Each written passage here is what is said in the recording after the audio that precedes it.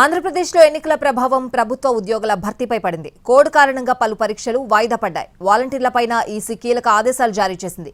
దీంతో ఎన్నికల సంఘం తన నిర్ణయం మార్చుకోవాలంటూ సూచనలు చేశారు మంత్రి అంబటి. ఏపీలో డీఎస్సీ వాయిదా పడింది. ఎన్నికల కోడ్ ముగిసే వరకు డీఎస్సీ పోస్ట్ పోన్ చేయాలని కేంద్ర ఎన్నికల సంఘం ఆదేశాలు జారీ చేసింది.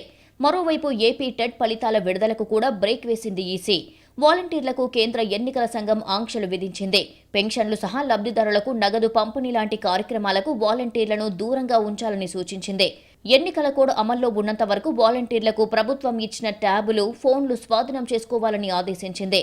డీబీటీ స్కీమ్ల అమల్లో వాలంటీర్లకు ప్రత్యామ్నాయాలు చూడాలని ఏపీ సీఈఓకు సూచించింది కేంద్ర ఎన్నికల సంఘం. దీంతో తగిన ఏర్పాట్లు చేయాలని ప్రభుత్వానికి సూచించారు ఏపీ సీఈఓ. అయితే జగన్ మీద కక్షతోనే పెన్షనర్లను ఇబ్బంది పెడుతున్నారంటూ చంద్రబాబుపై ఫైర్ అయ్యారు మంత్రి అంబటి రాంబాబు. ఎన్నికల సంఘం తన నిర్ణయాన్ని మార్చుకోవాలని సూచించారు. ఎన్నికల కమిషన్ తమ నిర్ణయాన్ని పునరాలోచించుకోవాల్సినటువంటి అవసరం ఉంది.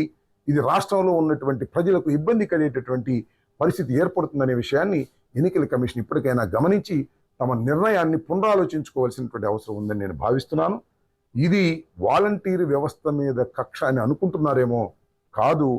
ఇది పెన్షన్లు తీసుకుంటున్నటువంటి వారి మీద కక్షతో చంద్రబాబు నాయుడు గారు ఈ విధంగా ప్రవర్తిస్తున్నాడు. ఈ ఎలక్షన్ కోడ్ ఉన్నంత వరకు కూడా, కోడ్ ఆఫ్ కాండక్ట్ ఉన్నంత వరకు కూడా పాపం నెలలో 2 నెలల్లో రేపు 1వ తారీఖున మరి అవ్వాతాతలు, వికలాంగులు వీళ్ళందరూ కూడా పెన్షన్ తీసుకోవాలి. ఎక్కడికి వెళ్ళి తీసుకోవాలి? ఆల్టర్నేటివ్ ఏముంది? ఇప్పుడు ఉన్నటువంటి ప్రభుత్వం ఆల్టర్నేటివ్ ఏం చెప్తుంది?